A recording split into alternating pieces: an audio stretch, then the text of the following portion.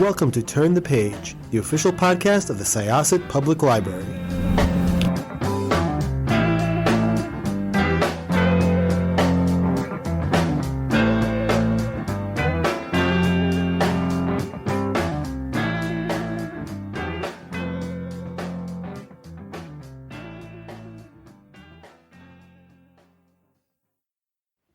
Hello, this is Jessica, and I am here with Margaret Aldrich from Littlefree Library.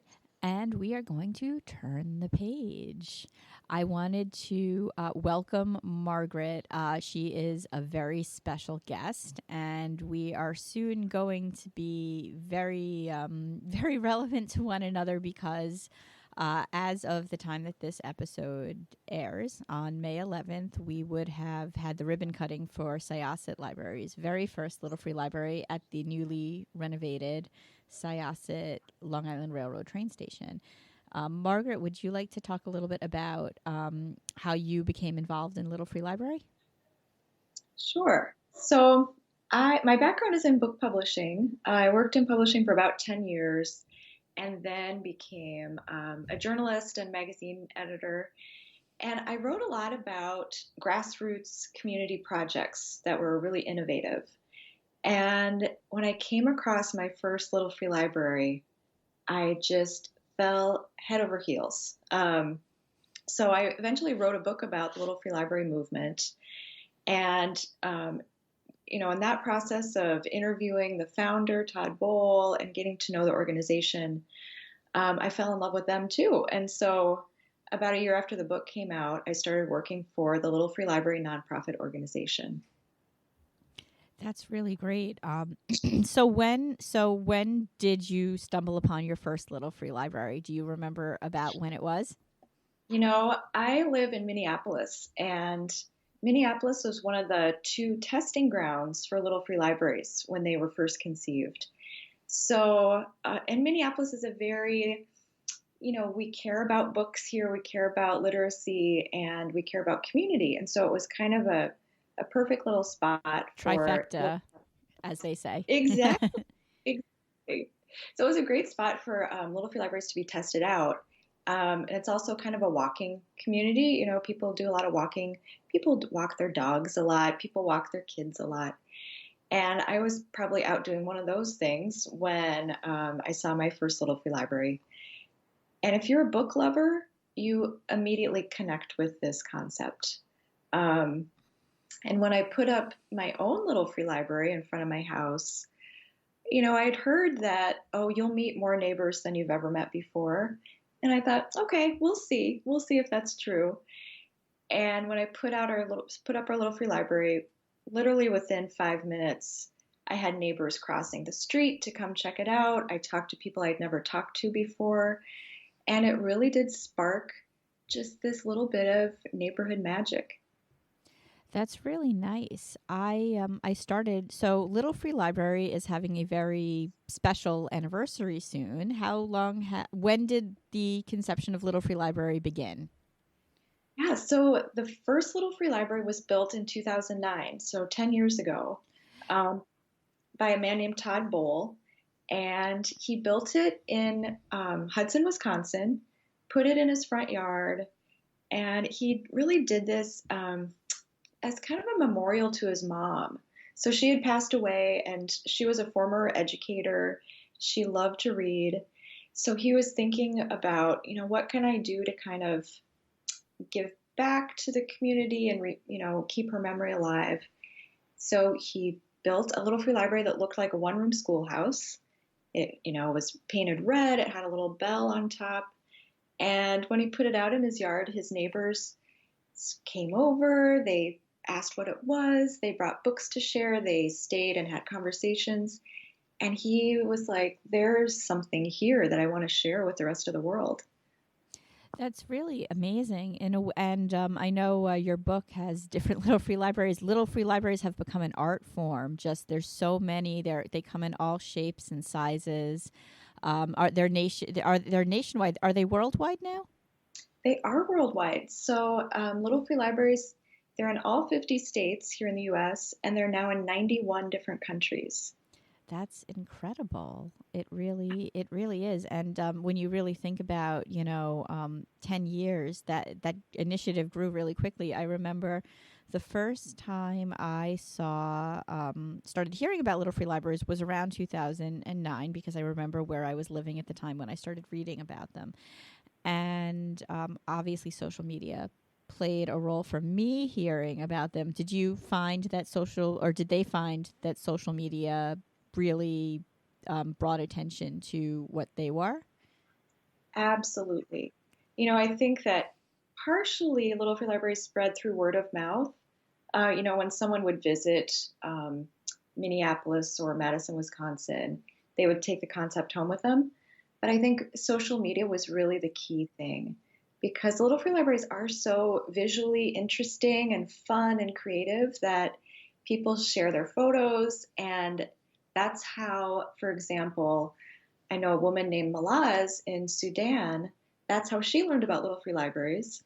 And she's now started a mini Little Free Library movement in her community in Sudan. That's amazing. I have to say, so I live here on Long Island, and um, I saw them for a while on social media.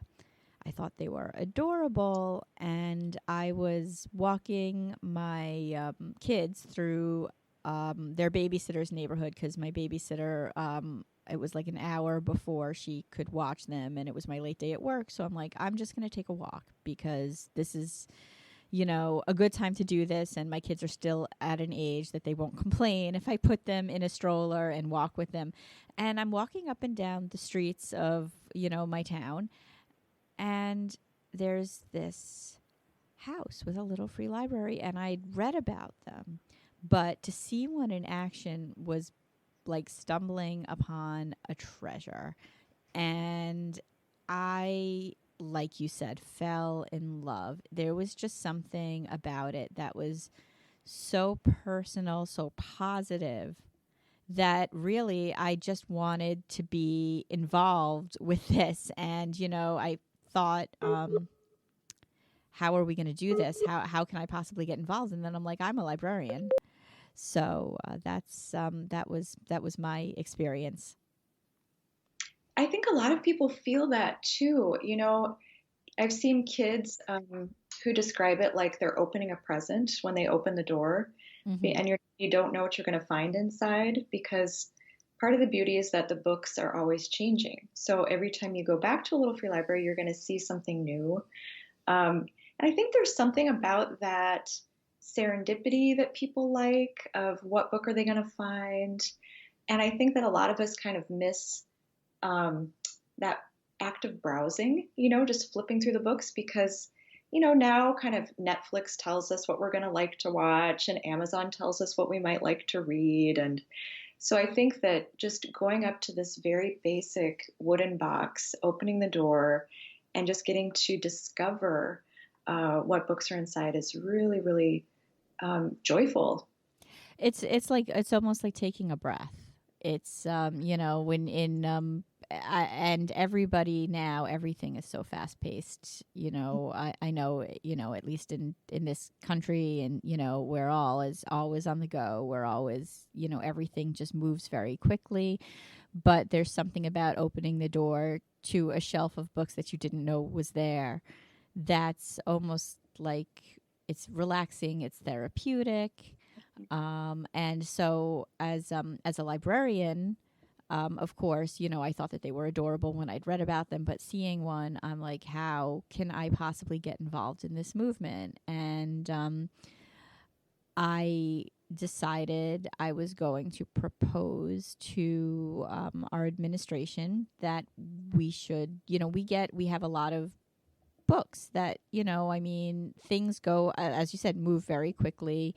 A lot of times we'll get a bunch of bestsellers that are not bestsellers for a while, and we put them down in storage, and we get advanced readers copies, and once the book has been out for a while, we're wondering, okay, we can either give them away, or what do you do?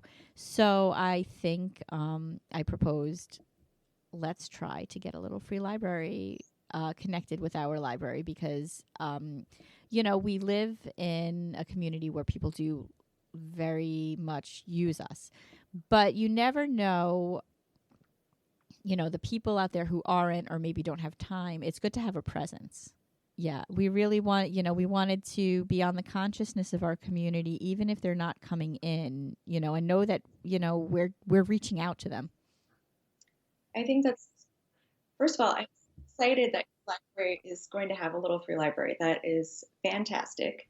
And, we work with lots of public libraries, especially in the US, who use Littlefree libraries, just as you're saying, for community outreach. And I think that's so innovative. We love public libraries, and we love to kind of see all the innovations that you guys are involved with. And so this is one more way to reach out to the community. And often, if there's a family who the public library just isn't in their routine, that's just not something Yep. they've historically done, a Littlefree library can kind of build a bridge between the little library and the real public library. Absolutely. We're excited about that. There's a public library system in Florida where they have put Littlefree libraries at the beach. And in the Littlefree library, they'll have information about the public library to kind of say, hey, did you find a book here that you liked? Come see even more at the public library. And that's what we're planning on doing, especially now that this podcast episode is going to air. We have been podcasting it'll be a little under a year once the library launches. And we will put a bookmark in our books, which talks about the podcast. But going forward, we have a lot of other things that we do that, the community might want to know about. I mean, we send our newsletter out, and our newsletter is really nice. But sometimes you just, it's a little reminder.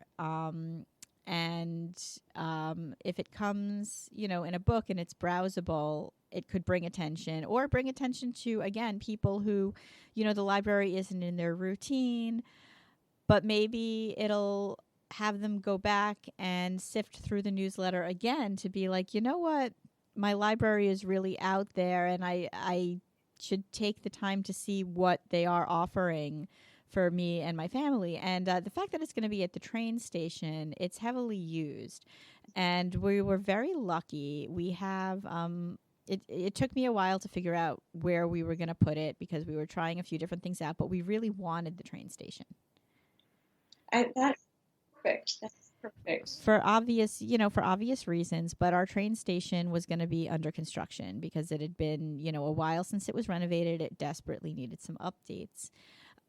So we got in touch with an assemblyman, Michael Montesano, who, I am involved with Library Advocacy Day, where people go up in buses to Albany to talk about, library funding in Albany, New York.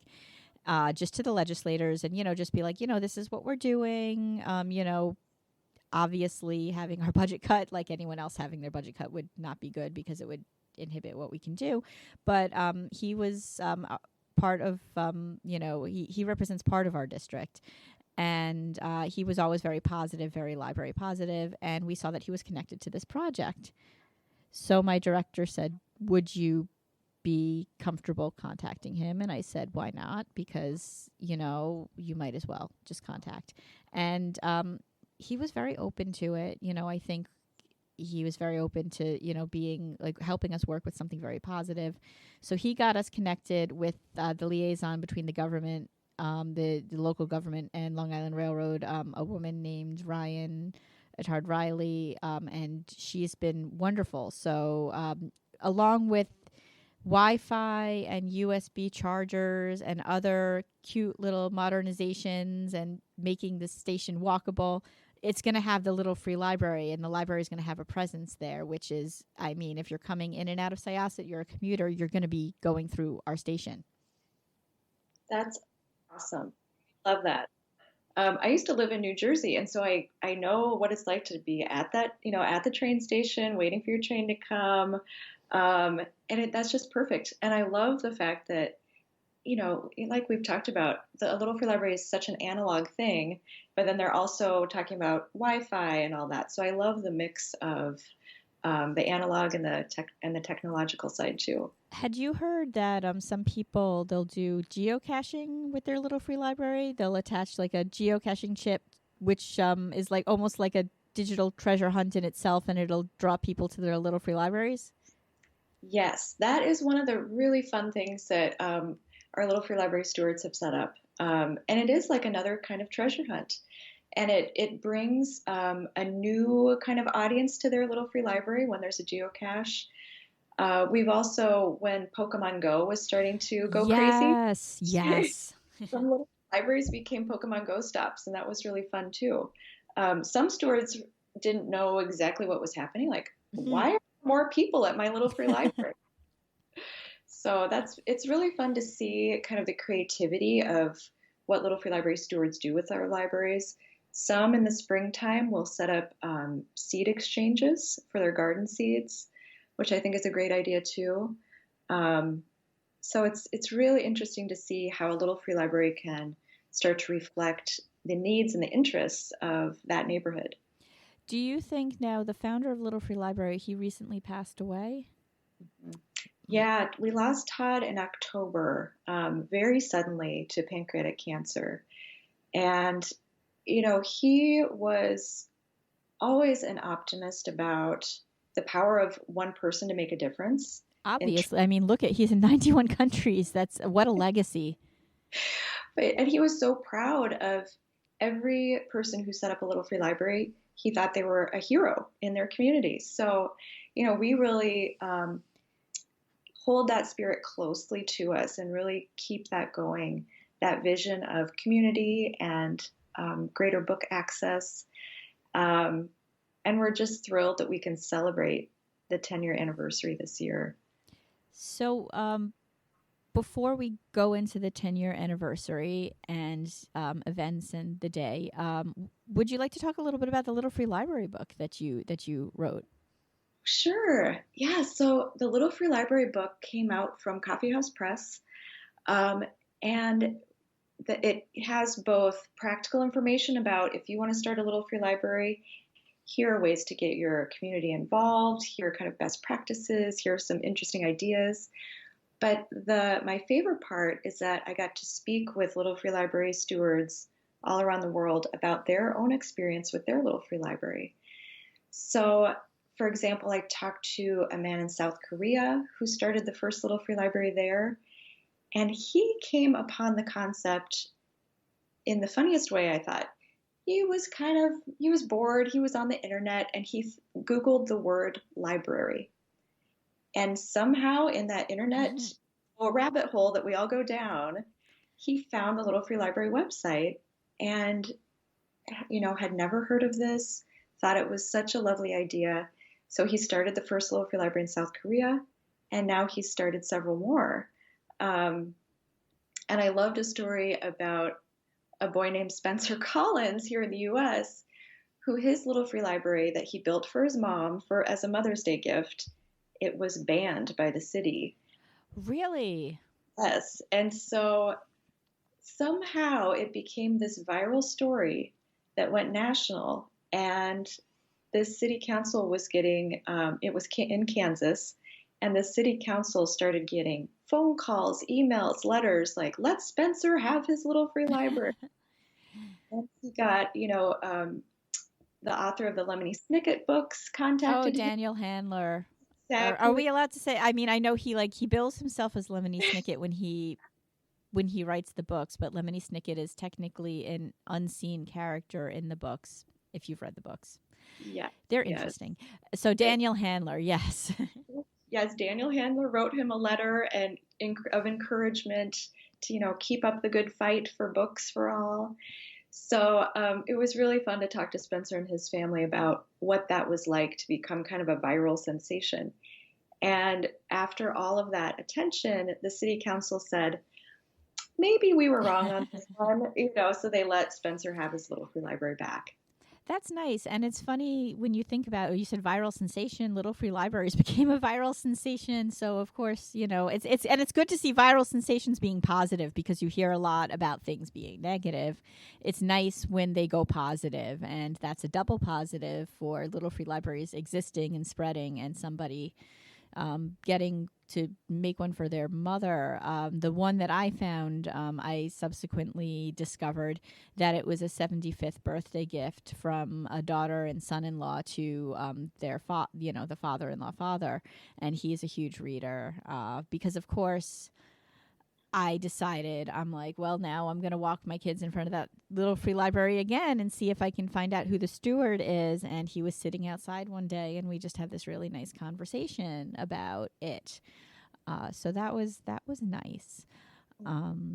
So would you so the 10-year anniversary of Littlefree Library is going on now. Is this all year? Is this a one-day event? We are celebrating all year long. We have a lot of fun events and awards and giveaways. We'll be doing monthly book giveaways throughout the year. And the culmination of our 10th anniversary celebration is May 17th, which is the actual birthday of Littlefree Library. And the weekend of May 17th, we're inviting everybody. That's you, all your listeners, all of our friends and fans around the world, to participate in something called the Big Share. So the Big Share is that weekend of May 17th, we're asking people to go out and share a book in a Littlefree Library. We want you to take a photo, snap a selfie, have your husband take it, have your kid take it, take one of your dog at the Littlefree Library you want to do. And we want you to share that on social media with the hashtag LFL10. And we'll be LFL10. LFL10. And we're going to be picking random winners for some special prizes. And what we really want to do with that is, in addition to sharing books, we really want to feel that connection with people all across the country and all around the world who are doing great things in their communities, spreading kindness, making the world just a little bit better, friendlier place to be. I love it. I really do. Before we go, I just wanted to give a quick shout out because I found out before when we were doing our little preamble that you are a former Borders employee as well. Yes. Right. That's right. That was my first job when I moved to Minneapolis, was as a bookseller at Borders. Was Borders, I'm trying to remember, did they start in Minneapolis? Where the headquarters were. Can't remember. I can't remember. I miss Borders so much. Oh, me too. I have, yeah, go ahead. Sorry.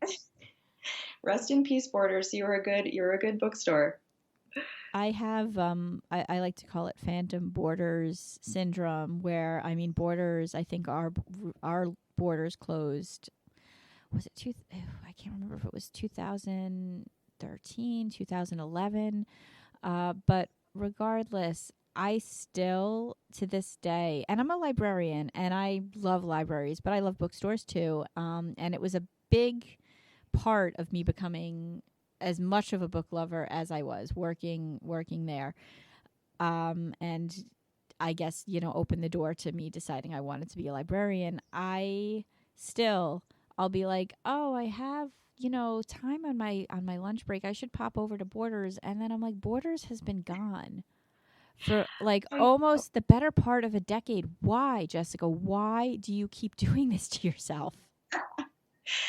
I really credit it too for really helping me out when I moved into the world of publishing, because you got to see both sides of what happens when a book is made, from the idea all the way to when someone picks it up off a bookshelf and buys it. So, yeah, Borders, we love you. It's funny, because obviously, a lot of times, like, people will come to me and be like, well, are you bookstores and libraries, are you guys on opposite sides of the fence? And I think I don't think so. I think we aim to be part of Not, I mean, obviously, bookstores, they're in it for the profits too. But hopefully, the people who are running the bookstores, and I know, like when I was in Borders, like there were book lovers there. Absolutely. And we've gotten that question too. Do little free libraries compete with bookstores or public libraries? And I talked to the librarian Nancy Pearl when I was working on the book. Nancy Pearl has do you know that she has an action figure? Yes, that has like shushing action. It does. It does. It's funny. Yeah, she is, I guess, what would be known as a celebrity librarian. Celebrity librarian, right. But, she said that anything that is getting people excited about reading and about books, it's all just enriching that culture of reading. So whether it's a little free library or bookstore or a public library, I think they're all really good things for all of us. So says the queen of the library world. I wouldn't say I don't think there's really no monarch of the library world, but she's definitely well known. She is well known for sure. And she said that she lives out in Seattle, and she would go on this daily walk, like a miles long walk every day. And she would kind of plan it out so she could just pop by little free libraries all around the city. I thought that was cool. It's nice because when we started this, and I should say also the Little Free Library is going to be designed by our teen volunteer club here.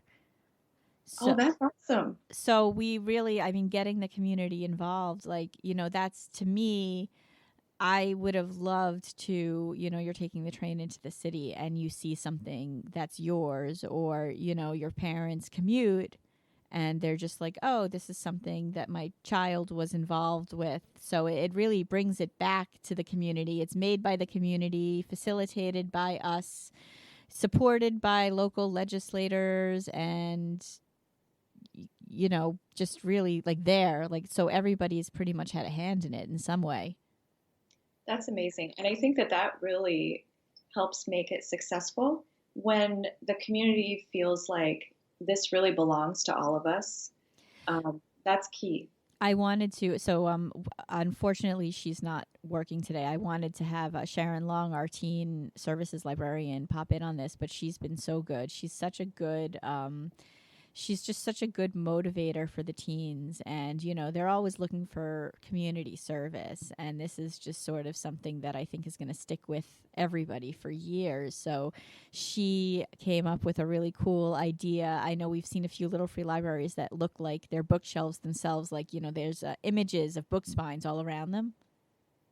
Yes. So she had the teens paint wood strips to do that, but then not everybody is as artistic as everyone else, which is fine, but we have a Cricut machine here, and she's like, oh, you know what, maybe we can make stencils with it. And of course, lo and behold, we were able to do that. So it's just gonna look really cool. I'm really excited. I can't wait to see it. We'll have to see photos when it's done, for sure. I will send you photos. Thank you so much, Margaret. And if there's anything you'd like to tell people about Little Free Library or any takeaways before we end, what would you like to let people know? Well, I'd like people to know first that Little Free Libraries are for you. Don't be afraid to use one, to share a book, to take a book, or to start your own if you're inspired to do that. And also remember the big share on the weekend of May 17th. It's going to be really fun, and we can't wait to see your photos of sharing books in Little Free Libraries. Thank you very, very much, Margaret. Thank you so much for having me. And we are going to close this chapter of Turn the Page. It's time to close this chapter of Turn the Page. Join us for the next episode.